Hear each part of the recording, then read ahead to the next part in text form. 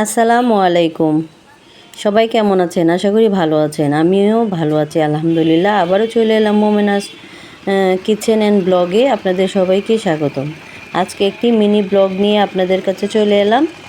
তো আমার বোনের জামাই ও রাজশাহীতে থাকে, আর রাজশাহী এই শীতের সিজনে রাজশাহী থেকে সবসময় ও গুড় পাঠায়, যে খেজুরের একদম ফ্রেশ গুড়, অরিজিনাল খেজুরের ও আলাদা রস কিনে জাল করিয়ে তারপর এই গুড়টা আমাদের জন্য পাঠিয়ে দেয়। তো ও সকালবেলা ফোন দিয়ে বলতেছে যে একটি বাসে নাকি 14 কেজি গুড় দিয়ে দিয়েছে, আর ওই গুড়টা আমি নেওয়ার জন্য আমার ছেলেকে নিয়ে আমরা ওই গুড় আনতে রওনা হলাম। তো বাসা থেকে নেমেই আমি একটা রিক্সা নিয়ে নিলাম 30 টাকা ভাড়া দিয়ে। তো এইখানে অনেক যানজটের জন্য আমরা দাঁড়িয়ে রয়েছি, অনেক যানজট লেগে যায়। গাড়ি এত বেশি হয়েছে যে মানুষের থেকে গাড়ি অনেক বেশি হয়ে গেছে। তো আমরা কিছুক্ষণ এখানে দাঁড়িয়েই রইলাম যানজট ছোটার জন্য, এত জ্যাম, আর এই জ্যামে পড়লে গাড়িতে বসে থাকতেও অসহ্য লাগে। আর সময়টা ছিল একদম দুপুরের সময়, কারণ বাসের কন্ট্রাক্টর আমাদেরকে ফোন দিয়েছিল যে এই দুপুরে আসবে। তো এখন সময় বাজে আপনার 2:30। তো যানজট কিছুটা শেষ হয়েছে, আমাদের গাড়ি রিক্সা আবারও সুন্দরভাবেই চলতেছে।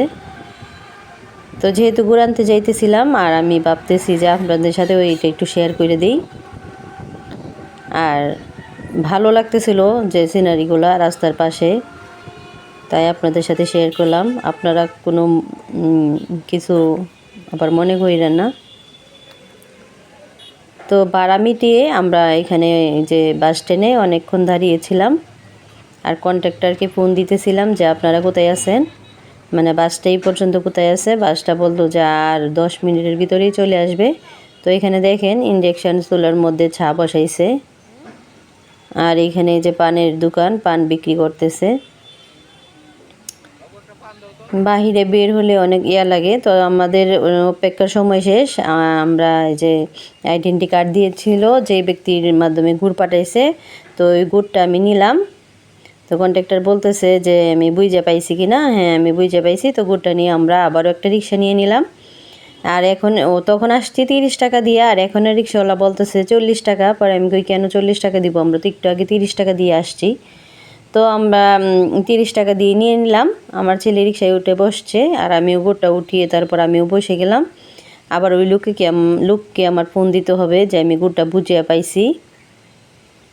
তো আমি যেই লোক বাসে উঠিয়ে দিয়েছিল ওই লোককে ফোন দিয়ে আমি বললাম যে হ্যাঁ, গুড় আমি পাইছি, আমি এখন গুড় নিয়ে বাসায় চলে যাইতেছি। তো উনি বললেন যে হ্যাঁ, বাসায় যান, তারপর কথা হবে। তো চলে গেলাম বাসায়। যেহেতু আমি বাসায় যাইতেছি, তখন এই পাশের যে সিনারিগুলোও আপনাদের সাথে শেয়ার করতেছিলাম।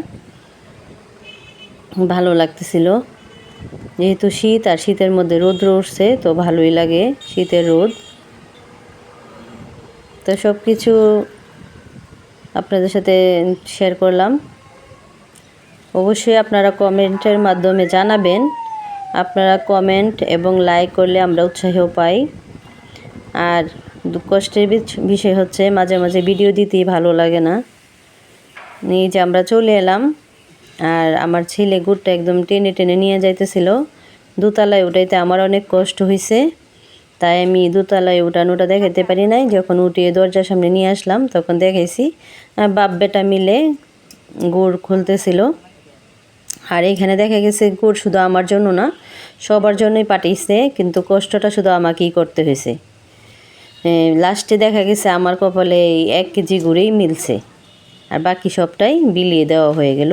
তো সবাই ভালো থাকবেন, সুস্থ থাকবেন, এবং আমার চ্যানেলটা সাবস্ক্রাইব করে দিবেন, আর লাইক করবেন, কমেন্টস করবেন আপনাদের কাছে কেমন লেগেছে।